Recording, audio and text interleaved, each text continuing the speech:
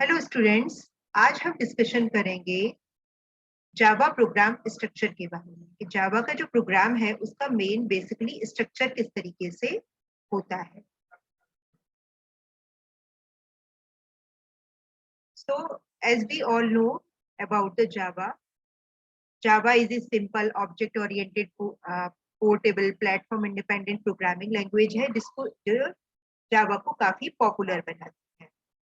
तो फर्दर जावा के बारे में या जावा में प्रोग्राम करने से पहले हमें ये मालूम होना चाहिए कि जावा का बेसिकली स्ट्रक्चर क्या है, किस तरीके से हम जावा के प्रोग्राम को लिख सकते हैं। ठीक है, तो जावा के स्ट्रक्चर को बेसिकली 1 2 3 4 5 6 सेक्शंस में डिवाइड किया है। फर्स्ट सेक्शन है डॉक्यूमेंटेशन सेक्शन, सेकेंड है पैकेज स्टेटमेंट डॉक्यूमेंट सेक्शन, दूसरा है package statement, import statement, interface statement, class definition and main method class, और इसके अंदर होता है मेन मेथड। ठीक है, तो पहला डिस्कशन करते हैं डॉक्यूमेंटेशन सेक्शन। डॉक्यूमेंटेशन सेक्शन एक कमेंटेड एरिया होता है। कमेंट यानी ये एरिया कंपाइल करते समय एग्जीक्यूट नहीं होता, यानी ये किस फॉर्म में, कमेंट्स के फॉर्म में है।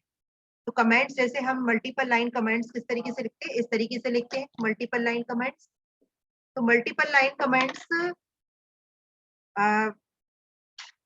इसलिए लिखते हैं कि लाइन ऑफ कोड हमारा एग्जीक्यूट ना हो कंपाइल करते समय। ठीक है, तो लेकिन डॉक्यूमेंटेशन सेक्शन के अंदर एक थोड़ा सा चेंज करते हैं, इसमें स्लैश स्टार्ट लगा, ये स्टार्टिंग हम इससे करेंगे और एंड इससे। So this is a minor change while writing the document comment. Okay. So the documentation section is an important section, but it is optional for the Java program. Optional है, अगर आप लिखना चाहते हैं इस तरीके की कोई information तो लिखिए, otherwise जरूरी नहीं। It contains basic information about the Java program. Basic information जैसे अगर हम बताना चाहें कि ये प्रोग्राम हमने कब लिखा था, इसका ऑथर कौन है, किस कंपनी के लिए लिख रहे हैं, या इस प्रोग्राम के बारे में कोई डिस्क्रिप्शन अगर हम देना चाहें, जो भी हमने लाइन ऑफ कोड्स हमने जावा के प्रोग्राम में लिखे हैं, तो उसको हम यहाँ पर मेंशन कर सकते हैं documentation section. Comments are beneficial for the programmer because they help them to understand the code. Java compiler ignores the statement during the execution of the program. To write the statement in documentation section, we use commands. The commands may be single line, multi-line or documentation commands. ठीक है, तो ये comments के अंदर हम बताते हैं कि इस पर्टिकुलर डॉक्यूमेंट में हमने क्या मेंशन किया है।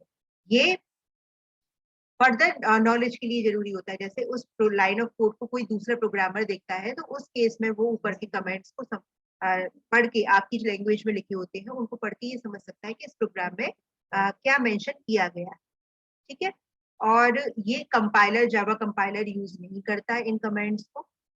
ओके, और ये जो कमेंट्स हैं वो सिंगल लाइन, मल्टी लाइन हो सकते हैं और डॉक्यूमेंटेशन कमेंट्स हो सकते हैं। तो डॉक्यूमेंटेशन कमेंट्स कैसे लिखे जाती है मैंने बताया था आपको, स्लैश डबल स्टार लगा के और एंड इसको करेंगे स्टार स्लैश, क्योंकि ये कमेंट्स है इसीलिए ऑप्शनल है, कोई मैंडेटरी नहीं है, प्लस ये कंपाइल करते समय इग्नोर हो जाए, कोडिंग सेक्शन से इसका कोई मतलब नहीं। दूसरा आता है package statement. Package statements packages होते हैं, जैसे अगर हम किसी मल्टीपल क्लासेस को इन्वॉल्व करके अपना प्रोग्राम बनाते हैं तो हम क्या करते हैं, क्लास में पैकेज डिफाइन कर देते हैं, उस पैकेज को इंपोर्ट करते हैं। तो डॉक्यूमेंट सेक्शन के बाद हम पैकेज स्टेटमेंट्स को कॉल कराते हैं, इससे मल्टीपल डिफरेंट पैकेजेस को हम अपने प्रोग्राम में कॉल कर सकते हैं। A class in Java can place different directories package based on module they are used. This is also optional section. It is placed just after the documentation section. In this section, we declare the package name where the class is placed. There can be only one package statement in Java program. It must be defined before any class or interface declaration, for example. तो अगर हमें अपनी class को as a package define करना है तो हम इस लाइन को लिख देते हैं पैकेज, जो भी पैकेज का हमें नाम दो। हमारा जो कोड है, जावा का कोड है, उसको हमें एज ए पैकेज इंप्लीमेंट करना है, तो वहां पर हम आफ्टर द डॉक्यूमेंट सेक्शन हम पैकेज कीवर्ड प्लस अपने पैकेज का नाम जो भी हमें देना हो पर लिख देते हैं। ये भी ऑप्शनल सेक्शन है, अगर हमें करना है इस तरीके की फंक्शनैलिटी इंप्लीमेंट करनी है तो हम करते हैं, अदरवाइज इसकी कोई जरूरत नहीं है, दिस इज ऑप्शनल। ठीक है, तो दिस इज द पैकेज। बाकी का जब आप पैकेज यूज करेंगे तो आपको आइडिया होगा कि किस तरीके से पैकेज को इम्प्लीमेंट कर सकते हैं। जस्ट भी हम यहाँ पर केवल एक स्ट्रक्चर की बात कर रहे हैं, तो इसलिए मैं आपको बता रही हूँ कि पैकेज नहीं फर्स्ट लाइन होती है किसी भी प्रोग्राम की कोड का। पैकेज अगर हम डिफाइन कर रहे हैं तो वो सबसे पहली लाइन में लिखा जाए, तो इस तरीके से हम उसे डिफाइन करते हैं। वो एग्जाम्पल दिए हैं। Okay. उसके बाद आता है इम्पोर्ट स्टेटमेंट। अब कुछ ऑलरेडी बनी हुई लाइब्रेरीज हैं, क्लासेस हैं प्री डिफाइंड जावा के अंदर, तो उनको कॉल करने के लिए हम इम्पोर्ट स्टेटमेंट को यूज करते हैं। So many predefined classes are stored in package in Java. An import statement is used to refer the classes stored in other packages.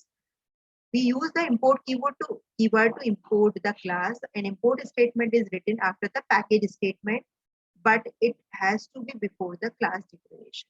We use the import statement in two ways: either import a specific class or import all classes for a particular package. In a Java program, we can use multiple import statements.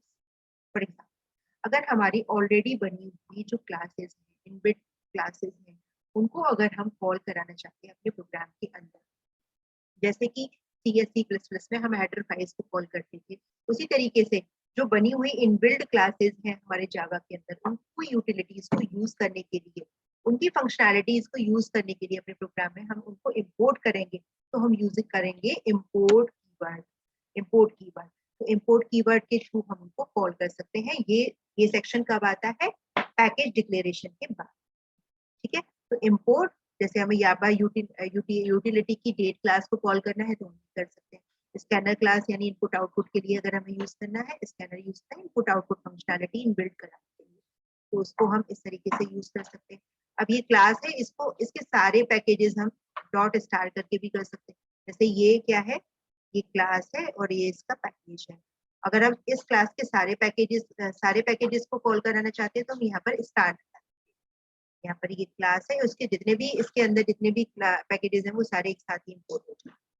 ठीक है, ऐसे ही UTIL dot start, UTIL के अंदर जितने भी packages हैं वो star लगाने सारे एक बार। This is the import section.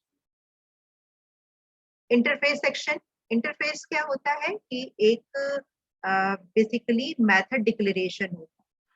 So import section के बाद हम इंटरफेस सेक्शन यूज करते हैं। दिस इज ऑल्सो ऑप्शनल, अगर हम यूज करना चाहें तो करें, नहीं करना चाहें तो ना भी कर सकते। तो interfaces are like the class that include a group of method declaration. It is also an optional section. We use this interface keyword to create an interface. An interface is slightly different from the class. It contains only constants and method declarations. तो interface के अंदर ये class की तरह नहीं होता है, इसका पैटर्न थोड़ा सा डिफरेंट होता है, इसमें मेथड डिक्लेरेशंस होते हैं। ठीक है, तो इसको हम यहाँ पर इस तरीके से, जैसे हम ये एक एग्जांपल दिया है, इंटरफेस स्टैक बनाया है पुश पॉप, उसके अंदर केवल हम एक स्ट्रक्चर डिफाइन करते हैं। ठीक है, तो ये इंटरफेस को हम यहाँ पर डिफाइन करते हैं। उसके बाद आता है हमारा class definition. Class definition, main class definition, this is the main part, main section of the program. तो क्लास सेक्शन हमारा इसके बाद आता है। So classes are the main and essential element of the Java program. In this section, we define the class. It is mandatory part of the Java program. Without the class, we cannot create any Java program. तो class एक mandatory section है, अगर हम ये define नहीं करेंगे तो हम कोई भी जावा प्रोग्राम नहीं बना सकते। A class is a collection of variable and method that operates on the field. Every program in Java will have at least one class with the main method. तो हर प्रोग्राम में जावा के में एक class होनी जरूरी है जिसके अंदर एक मेन मेथड होना जरूरी है, दैट इज मैंडेटरी। इसके बिना प्रोग्राम रन नहीं होगा। We use the class keyword to define the class. It contains information about the user-defined method, variable, and constant. Every Java program has at least one class that contains the main method. Okay, तो class keyword class define करने के लिए class keyword लगाया जाता है। इसके अंदर हमारे मेथड्स होते हैं, वेरिएबल होते हैं, कॉन्स्टेंट्स होते हैं, जो भी हमें यूज करने हो क्लास, मतलब जिस तरीके से भी हमें प्रोग्राम बनाना हो उसके अकॉर्डिंग हम वेरिएबल्स डिक्लेयर करते हैं, और इसमें कम से कम एक मेन मेथड होना जरूरी है। So this is the structure of the class. Class employ, तो ये हमने क्लास डिफाइन की है। इसके अंदर हमें मेन मेथड डिफाइन करना होता है। जैसे ये हमारी क्लास है और इसके अंदर ये मेन मेथड होता है public static void. So this is the basic main जो है वो ये है, दिस इज मैंडेटरी, इसके बिना कोई प्रोग्राम हमारा रन नहीं होगा। So in this section, we define the main method. Every Java standalone program requires a main method as the starting point of the program. This is an essential part of the Java program. There may be many classes in the Java program and only one class defines the main method. Main method contains data type declaration and the तो main method क्या है हमारा, starting कहाँ से करेगा हमारा programme, जब run करना शुरू करेगा तो कहाँ से स्टार्ट होगा, मेन मेथड से स्टार्ट होगा। एक प्रोग्राम में कई सारी क्लासेस हो सकती है लेकिन एक मेन मेथड की क्लास होती है, ठीक है। So this is all about the structure of Java. Structure of Java में हमने आपको बताया कि इसमें डॉक्यूमेंटेशन सेक्शन होता है जो कि एक ऑप्शनल सेक्शन है। इसमें हम कमेंट्स में मेंशन करते हैं कि इस पर्टिकुलर प्रोग्राम के ऑथर कौन है या किस डेट में बनाया गया है। पैकेज स्टेटमेंट में हम किसी पैकेज को डिफाइन करते हैं और इंपोर्ट सेक्शन में हम ऑलरेडी जो इनबिल्ड बनी हुई क्लासेस हैं या पैकेजेस हैं उनको हम इंपोर्ट करते हैं। इंटरफेस में इंटरफेस डिफाइन करते हैं। क्लास डेफिनेशन में मेन क्लास डिफाइन करते हैं और मेन मेथड क्लास डेफिनेशन में ठीक है main method of class main method define करते हैं मेन क्लास के। So this is all about the structure of Java. I think you like my video. If you like my video, please subscribe. Thank you so much.